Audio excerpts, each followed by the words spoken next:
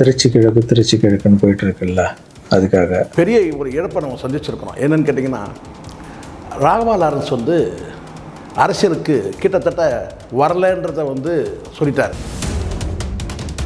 ஆனால் அவர் ஒரு அரசியலுக்கு வரப்போகிறேன்றதை ஒரு நாசூக்காக அதை அறிவிச்சுட்டு, நான் வரணுமா வேணாமா அதை நீங்களே சொல்லுங்கள், மக்களே சொல்லுங்கன்ற மாதிரி ஒரு ஆழம் பார்த்தார்.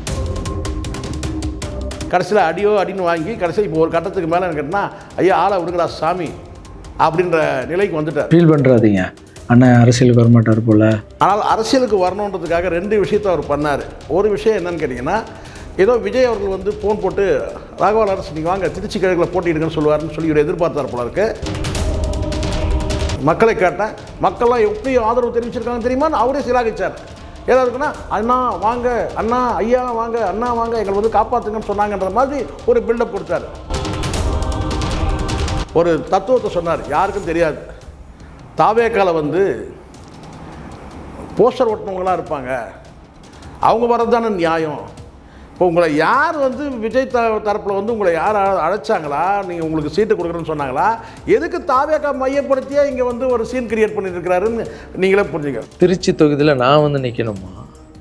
இல்லை, விஜய் சார் எப்போது ஹீரோ ஆனாரோ அப்போத்துலேருந்து ஒருத்தர் போஸ்ட் ஓட்டியிருப்பார்ல, உள்ளபடியே இது மாதிரி நாங்கள் நிறைய பார்த்துருக்குறோம். நானும் ஒரு மாற்றுத்திறனாளி குழந்தையை பெற்ற தகப்பன் என்ற முறையில் சொல்கிறேன், எவ்வளவோ நாங்கள் பார்த்துருக்குறோம். எவ்வளோ உண்மையான தொண்டாற்றக்கூடியவங்களை பார்த்துருக்குறோம், சீன் போகிறவங்களையும் பார்த்துருக்குறோம். இது எல்லாரும் சொல்லிட முடியாது, நான் சொல்ல முடியும். நான் ஒரு மாற்றுத்திறனாளி குழந்தையை பெற்றெடுத்த தகப்பன். விஜய் சார் வீட்டில் இன்னும் எத்தனை பேர் திருச்சிக்காக வெயிட் பண்ணிகிட்டு இருக்காங்களோ நம்மளுக்கு என்ன தெரியும்? அது விஜய் சார் டிசைட் பண்ணணும். மெட்ராஸ் மெயில் நேயர்களுக்கு என் அன்பான வணக்கம். இந்த சேனலை யாரெல்லாம் சப்ஸ்கிரைப் பண்ணலையோ அவங்களாம் சப்ஸ்கிரைப் பண்ணுங்கள், பக்கத்தில் பெல் பட்டனை ப்ரெஸ் பண்ணுங்கள். அப்போ தான் நான் போடக்கூடிய வீடியோ உங்கள் பார்வைக்கு வரும். இப்போது பெரிய ஒரு இழப்பை நம்ம சந்திச்சிருக்கிறோம். என்னென்னு கேட்டிங்கன்னா, ராகவா லாரன்ஸ் அரசியலுக்கு கிட்டத்தட்ட வரலன்றதை சொல்லிட்டார். ஐயோ, நமக்கு நீங்கள் நினைப்பீங்க, என்னங்க இவர் அரசியலுக்கு நம்மளையெல்லாம் காப்பாற்றுவார்னு நினச்சா இப்படி தடாலடியாக இப்படி ஒதுங்கிட்டார், ஏன் ஒதுங்கிட்டார் அப்படின்னு ஒரு கேள்வி உங்களுக்கு வரும். ஏன் ஒதுங்கினார்னா, அவரே செய்த ஒரு காரியம்தான். இங்கே யார் வேணால் இந்த ஜனநாயக நாட்டில் யார் வேணால் அரசியல் கட்சி தொடங்கலாம், அவங்க தேர்தல் அரசியலில் போட்டியிடலாம், வெற்றி பெற்றால் சட்டமன்றத்துக்கு போகலாம், இல்லைன்னா ரோட்டுக்கு வரலாம். அப்படி தான் இன்றைக்கி இருக்கிற. அதனால தான் பல நடிகர்கள் ஜெயிக்க முடியாமல் ரோட்டுக்கு வந்த கதைலாம் இருக்குது. இப்போது ராகவா லாரன்ஸ் என்ன பண்ணார்னா, அரசியலுக்கு வரணுன்ற அந்த ஆசை இருக்குது. ஆனால் அவர் ஒரு அரசியலுக்கு வரப்போகிறேன்றதை ஒரு நாசூக்காக அதை அறிவிச்சுட்டு, நான் வரணுமா வேணாமா அதை நீங்களே சொல்லுங்கள், மக்களே சொல்லுங்கன்ற மாதிரி ஒரு ஆழம் பார்த்தார். ஆனால் ஆழம் பார்த்ததோடைய விளைவு என்னாச்சுங்கன்னா, அவர் அடுத்தடுத்து சந்திப்பில் பார்த்திங்கன்னா பேச தெரியாமல் பேசி, தெரிஞ்சு பேசுகிறதா நான் சொல்ல மாட்டேன், பேச தெரியல. யார் தன்னை அறிவாளி நினச்சிட்டு பேசுகிறோன்னா அவன் பார்த்தீங்கன்னா அவன் உளறி கொட்டுவான். அப்படி தான் அவருடைய பேச்சு இருந்தது. கடைசியில் அடின்னு வாங்கி கடைசியில் இப்போ ஒரு கட்டத்துக்கு மேலே கேட்டால், ஐயா ஆளை விடுங்கடா சாமி அப்படின்ற நிலைக்கு வந்துட்டார். முதல்ல ராகவா லாரன்ஸ் என்ன தப்பு செஞ்சார்ன்றதை மட்டும் பார்ப்போம். தப்புன்னதும் நீங்கள் நேராக ஸ்ரீரெட்டிக்கிட்ட போயிடாதீங்க, அது முடிஞ்சு போன கதை. அதை இப்போ மீண்டும் பேசுகிறதுலாம் பொருள் அர்த்தம் கிடையாது. ஆனாலும் இந்த விஷயத்தை அது இழுக்கப்பட்டதுன்னு வச்சுங்களேன். ஸோ அதுக்கெல்லாம் நீங்கள் பதில் கொடுப்பார்னு நீங்கள் நினச்சிருப்பீங்க ராகவா லாரன்ஸ். அதுக்கெல்லாம் அவர் பதில் சொல்லலை. ஒரே ஒரு விஷயம் மட்டும் நான் சொல்கிறேன், ராகவா லாரன்ஸ் செய்த தப்பு என்னன்னு கேட்டால், இங்கே நீங்கள் அரசியலுக்கு வரணும்னு நீங்கள் முடிவு பண்ணிட்டீங்கன்னா நீங்கள் தாராளமாக வாங்க. ஆனால் அரசியலுக்கு வரணுன்றதுக்காக ரெண்டு விஷயத்தை அவர் பண்ணார். ஒரு விஷயம் என்னன்னு கேட்டிங்கன்னா, ஏதோ விஜய் அவர்கள் ஃபோன் போட்டு ராகவா லாரன்ஸ் நீங்கள் வாங்க திருச்சி கிழக்கில் போட்டிடுங்கன்னு சொல்லுவார்னு சொல்லி இவர் எதிர்பார்த்தார் போல இருக்கு. அந்த நிலையில் விஜய் அவர்கள் இல்லை. எல்லாரை பற்றியும் விஜய் அவர்களுக்கு தெரியாமலாம் கிடையாது, யார் யார் எப்படிப்பட்டவங்க எல்லாமே தெரியும். ஆனால் ராகவா லாரன்ஸ் என்ன நினச்சார்னா, அரசியலுக்கு வரேன்னு சொன்ன உடனே விஜய் அவர்கள் ஃபோன் போட்டு கூப்பிட்டு, வாங்க ராகவா லாரன்ஸ் நீங்கள் திருச்சி கிழக்கில் போட்டிடுங்க அப்படின்னு சொல்லுவார் எதிர்பார்த்தாரு. அது நடக்கலை. ரெண்டாவது என்ன கேட்டால், இந்த திருச்சி கிழக்கில் போட்டியிட போகிறாருன்ற அந்த எதனால் இப்போ 4 தொகுதிகள் காலியாக இருக்குது, 5 தொகுதி காலியாக இருக்குது, மொத்தத்தில் 6 தொகுதிகள் காலியாக இருக்குது. ஆனால் இவர் அரசியலுக்கு வருவேன் வரமாட்டேன்னு இந்த ஜிக்ஜாக் பண்ணார் இல்லையா, அந்த டான்ஸ் ஆடினார் இல்லையா, அப்போ பார்த்திங்கன்னா, அதாவது பல டான்ஸ் ஆடிக்கிறாரு, அரசியலுக்கு வருவேன் வரமாட்டேன்ற இந்த டான்ஸ் ஆடினார் பாருங்க. அப்போ பார்த்திங்கன்னா கிட்டத்தட்ட 5 தொகுதிகள் காலி. ஏன் திருச்சி கிழக்க மட்டும் மென்ஷன் பண்ணி ஒரு வதந்தி வருது? ஏற்கனவே சில வதந்திகள் இருக்குது. திருச்சி கிழக்கில் யார் போட்டியிட போகிறாங்க, விஜய் அவர்கள் வந்து வெற்றி பெற்ற தொகுதி, அந்த தொகுதியில் யார் போட்டியிட போகிறாங்கன்றது. திரிஷா போட்டிடுவாங்களா, இவங்க போட்டிடுவாங்களா, அவங்க போட்டிடுவாங்க, இப்படி ஒரு கட்டத்தில் வந்து ஏன் இப்போ முக ஸ்டாலினோட போட்டிட்டு வரான்ற மாதிரி பேசிகிட்டு இருக்கிறாங்க. அதெல்லாம் ஒரு பக்கம் இருந்தாலும் ராகவா அரசு என்ன நினச்சோன்னா, திருச்சி கிழக்கில் வந்து நான் போட்டியிட சொல்லி ஒரு வதந்தியை அவரே கிளப்பி விட்டு ஊடகங்கள், சமூக ஊடகங்கள் எல்லாம் வந்து பார்த்தீங்கன்னா வந்து ஆளாளுக்கு ஒரு பக்கம் வந்து திருச்சி கிழக்கில் ராரஸ் போட்டிடுறார், ராகவா அரசு போட்டிடுறாரு சொல்லி அப்படி ஒரு வதந்தியை அவரே கிளப்பி விட்டார். ஒரு கட்டத்துக்கு மேலே உங்களுக்கு தெரியும், பத்திரிகையாளர் சந்திப்பில் அடுத்தடுத்த சந்திப்பு வந்து அவசியமற்ற சந்திப்பு. அந்த சந்திப்பில் வந்து என்னன்னாக்கா, நீங்கள் சொல்லுங்கள், முதல் சந்திப்பில் என்ன சொல்கிறார், நீங்கள் சொல்லுங்கள் நான் அரசியலுக்கு வரணுமா வேணாமா, நாங்கள் ஏன் சொல்லணும், மக்கள்கிட்ட எதுக்கு கேட்கணும், உங்களுக்கு கான்ஃபிடென்ட் இருந்துச்சுன்னா, நீங்கள் உங்களுக்கு வந்து பார்த்தீங்கன்னா வந்து சட்டப்படியான அத்தனை உரிமைகள் உங்களுக்கு இருந்ததுன்னா, நீங்கள் டைரெக்டாக அரசியல் வந்துட்டு ஒரு கட்சியை தொடங்குங்க, இல்லை வந்து ஒரு கட்சியில் போய் சேருங்க. நீங்கள் எந்த கட்சியில் சேரணும் அதையும் நாங்களே சொல்லணும், நீங்கள் அரசியலுக்கு வரணுமா வேணாமா அதையும் நாங்களே சொல்லணும். அப்போ இந்த இடத்துல மக்களை வந்து நீங்கள் என்ன நினைக்கிறீங்க, பொதுவாக இந்த நடிகர்லாம் என்ன நினைக்கிறீங்க, உங்களை வந்து ஒரு பெரிய ஒரு கல்ட்டு, நாங்கள் வந்து பெரிய ஆளுமை, நாங்கள் ஏன்னா நாங்கள் வந்து சினிமாவை வந்து பிரபலங்கிறதுனால இருக்கிற கவர்ச்சி, சினிமா கவர்ச்சி வச்சு இந்த அப்பாவி மக்கள் தானே, ஆட்டு மந்த மாட்டு மதம் தானே அப்படி நினச்சிட்டு நான் வரணுமா வேணாமா அரசியலுக்கு, நீங்களே சொல்லுங்கள். இதுதான் இங்கே ராகவா அரசு. இதை தப்பு என்னென்னா, அரசியல் வரணும் நீங்கள் ஸ்ட்ரைட்டாக வந்துட்டு போங்க சார், அதே மக்கள்கிட்ட கேட்குறீங்க, அப்படி ஒரு கேள்வி வந்துச்சு. இதை தொடர்ந்து என்னென்னு கேட்டிங்கன்னா, அடுத்த கட்டமாக நான் கேட்டேன், நான் மக்களை கேட்டது வந்து நான் வந்து மக்களை கேட்டேன், மக்கள்லாம் எப்படி ஆதரவு தெரிவிச்சிருக்காங்க தெரியுமா, அவரே சிலாகிச்சார். ஏதாவதுக்குன்னா அண்ணா வாங்க, அண்ணா ஐயா வாங்க, அண்ணா வாங்க, எங்களை வந்து காப்பாற்றுங்கன்னு சொன்னாங்கன்ற மாதிரி ஒரு பில்டப் கொடுத்தாரு. அதுக்கப்புறம் கேட்குற கேள்விக்கு வந்து பார்த்திங்கன்னா, இந்த ஆட்சி குறித்து கேட்டால் கூட பார்த்திங்கன்னா, ஆட்சி சிறப்புன்னு சொல்லிட்டு ஒரே ஒருத்தர் போயிட்டே இருக்கலாம், இல்லை குறைகள் இருக்கிற குறைகள் சொல்லிட்டு போயிட்டே இருக்கலாம். அதுக்கப்புறம் தேவையில்லாமல் நாய் ஒப்பீடு, இதில் தான் அடின்னு வாங்கினது. நாய் ஒப்பீடு மக்களுக்கு இந்த காணொலியில் கூட வந்து பார்த்தீங்கன்னா, அந்த ஒப்பீடை வந்து பார்த்தீங்கன்னா அது தவறு அப்படின்றத வந்து பார்த்தீங்கன்னா ஒத்துக்கலை. நான் ஏங்க மக்களை போய் அப்படி பேச போகிறேன், நான் ஏன் மக்களை போய் அப்படின்னு நினைக்க போகிறேன். தெரு நாயிலிருந்து வீடு வரைக்கும் புரிதலை பற்றி பேசணும்னு நினச்சேன். கேட்டால் வந்து தப்பாக புரிஞ்சுக்க, இதெல்லாம் வந்து அப்புறம் விஷயம். இப்போ வந்து இந்த சந்திப்பு எதுக்கு அப்படின்னு கேட்டிங்கன்னா, அரசியலுக்கு நீங்கள் வரலன்றது முடிவாயிடுச்சு. நீங்கள் முடிவு பண்ணிட்டீங்க. உள்ளபடியே நீங்கள் என்ன சொன்னீங்க, மக்கள்லாம் பெரிய ஆதரவு தராங்க, கமெண்ட்டில் பார்த்தீங்கல்ல அப்படின்னு. என்ன கமெண்ட்டில் பார்த்தோம், அரசியல் வாங்குவாங்கன்னு சொன்னாங்களா, கிடையாது, கழுவி ஊற்றுனாங்க, இதுதான் உண்மை. அதுக்கப்புறம் அதை தாண்டி வேறு சில பழைய கதைகள்லாம் உலா வந்தது. இப்போ பார்த்தீங்க, அரசியலுக்கு நம்ம வராதவருக்கு இதெல்லாம் பேசப்படவே இல்லை. எப்படி வந்து ராகவேந்தர், அதோட என்னக்குன்னா, ராகவேந்தர் சிலை முன்னாடி என்கிட்ட வந்து உத்தரவாதம் கொடுத்தாரு, வந்து சத்தியவாக்கு கொடுத்துட்டு என்னை வந்து கமாய் பண்ணிட்டாரு. சொன்னது யாருன்னா ஸ்ரீரெட்டி.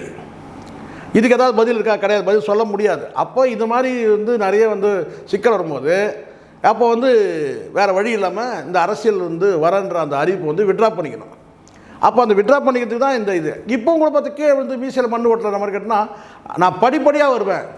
என்னங்க இது படிப்படியாக, இதுனா வந்து ஐயப்ப சாமி அந்த 18 படிடுவாங்களா, 18 படியாக இது அரசியல் நான் கேட்குறேன். அது நான் படிப்படியா, எப்படி படிப்படினா எப்படி முதல் ஸ்டெப்லேருந்து போஸ்டர் ஓட்டிட்டு, அப்புறம் வாழ்க்கை கோஷம் போட்டுட்டு, அப்புறம் ரேலி போயிட்டு, அதுக்கப்புறம் நீங்கள் வந்து வரீங்களா? படிப்படினா என்ன படி?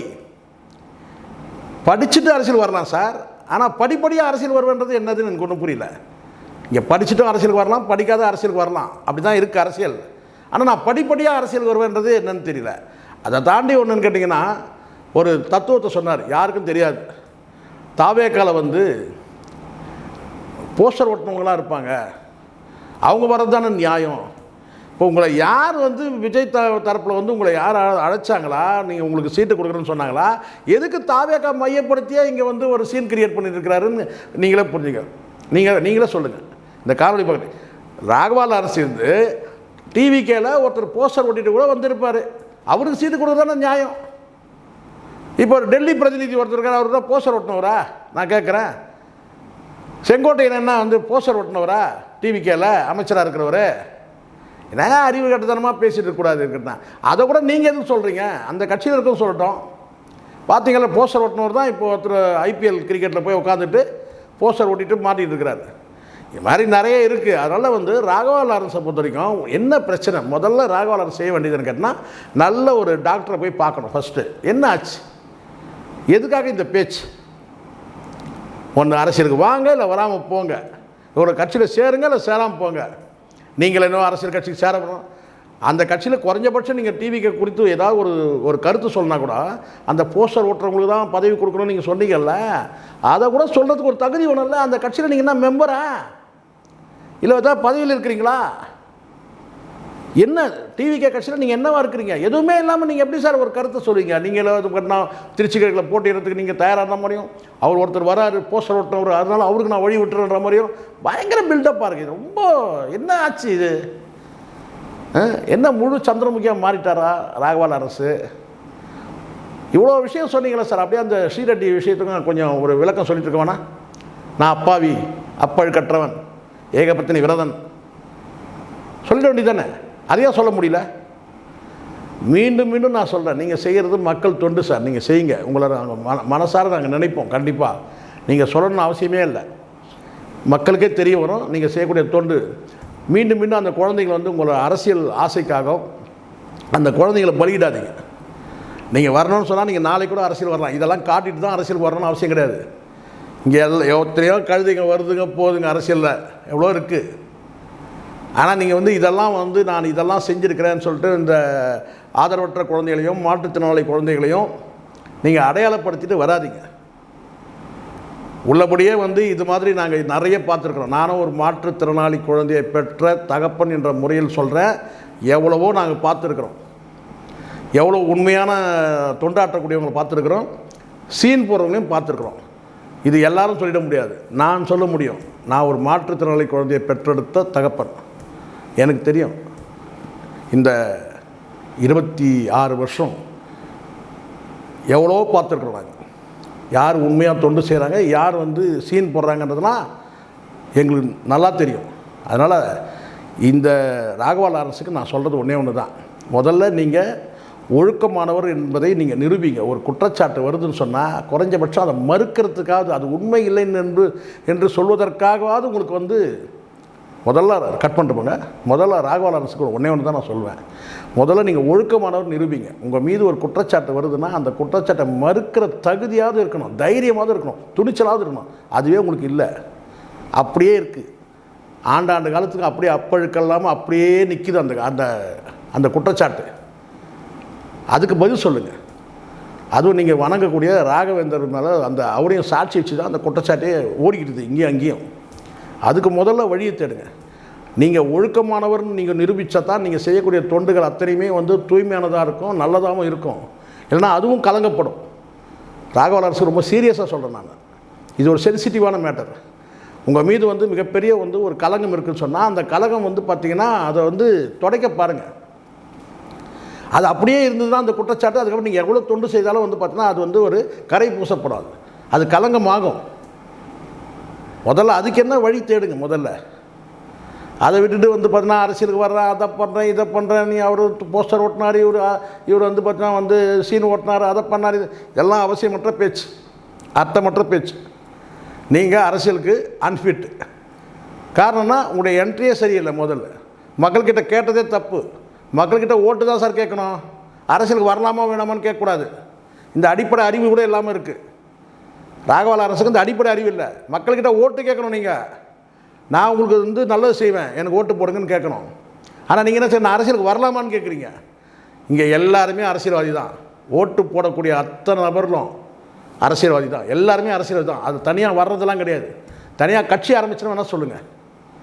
ஆனால் வாக்களிக்கிற உரிமை யாருக்கெல்லாம் இருக்குதோ அவங்க அத்தனை பேருமே அரசியல் தான், அரசியல்வாதிகள் தான். அவங்ககிட்ட அரசியல் இருக்குது. தின்ற சோறில் அரசியல் இருக்குது, பார்க்குற சினிமாவில் அரசியல் இருக்குது, எல்லா இடத்துலையும் அரசியல் இருக்குது.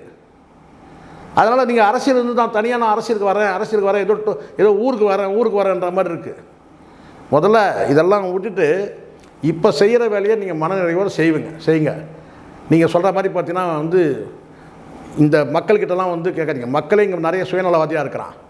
இந்த மக்கள்கிட்ட வந்து மக்களே கூறாக இருக்கிறான், சாதி வழியாக கூறாக இருக்கிறான். அவங்ககிட்ட வந்து பார்த்தீங்கன்னா நான் அரசியல் வரலாமான்னு கேட்குறீங்க. அதுவே முதல் தப்பு. மக்களே இங்கே கரெக்டாக இருக்கிறான் ராகவா லாரன்ஸ். முதல்ல அது புரிஞ்சுங்க. மக்களே கரெக்டாக இருக்கிறான். மக்கள் பாதி பேர் வந்து பார்த்தா காசு வாங்கி ஓட்டு போடுறான், பாதி பேர் காசு வாங்காத ஓட்டு போடுறான், பாதி பேர் சாதிக்காரன் ஓட்டு போடுறான், பாதி பேர் சாதி அல்லாதவனுக்கு ஓட்டு போடுவாங்கிறான். இப்படி பல விதமாக பிரிஞ்சு கிடக்கிறான். அந்த மக்கள்கிட்ட வந்து நான் அரசியல் வரலாமான்னு கேட்டால் அதனால் அது அர்த்தமற்றது. உள்ளபடியே நீங்கள் வந்து பார்த்தீங்கன்னா நீங்கள் ஒரு நீங்கள் சொல்கிறீங்க பார்த்தீங்களா, அது உண்மையாக இருந்தால் முதல்ல அம்மா பேச்சை கேளுங்க, தாய் பேச்சை கேளுங்க.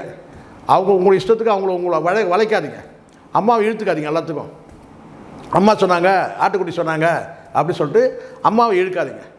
அம்மா உள்ளபடி அம்மாவுடைய அறிவுரை கேட்குறதா, அம்மா பேச்சை கேளுங்க, அம்மா உங்களுக்கு நல்லது தான் சொல்லுவாங்க. நன்றி, வணக்கம். என்னடா இது எல்லாம் இப்படி சொல்கிறாங்களே அப்படின்னு பார்க்கும்போது வீட்டுக்கு போனால் வீட்டில் அம்மாவும் அப்செட்டில் இருக்காங்க. இதுக்கு தான் நான் ஒன்று அரசியலுக்கு போவானேன்னு.